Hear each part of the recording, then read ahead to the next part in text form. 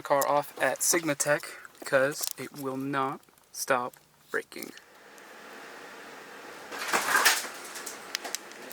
Here's how to make rice in the Instant Pot without being a quitter.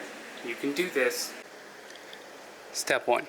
If you get lost, follow the instructions on the bag. Step 2 is to measure out how much rice you need. So if you're going to eat 3 cups of rice, measure 1.5 cups of rice. Next, you need to wash your rice and wash it really, really well. Next, I always add a tablespoon of butter for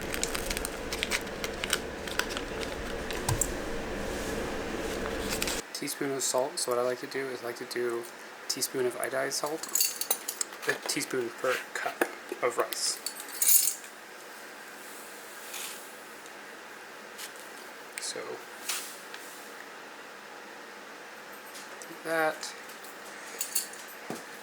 and then for the other teaspoon of salt, I do Himalayan salt. I like to just mix the 2 salts in my rice. Just get that in there.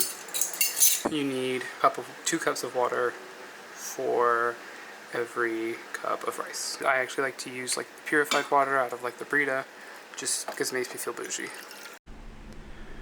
When I make rice, I typically also make chicken and some vegetables, just something delicious to go along with it. Okay, next you're going to put the rice in the Instant Pot, like so, and then you're going to put a lid on it.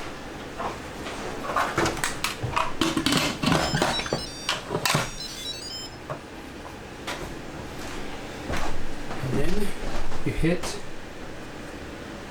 rice. Society gets so hung up on everything being perfect or the best or whatever, but none of that matters.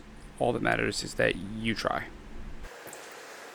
So it's really tempting to just vent it as soon as the rice is done so you can eat as quickly as possible. And you just turn it like that when it still has pressure, but I always just let it natural release because I think that's how it kind of turns out best, and that's where with like no resistance you can just boop.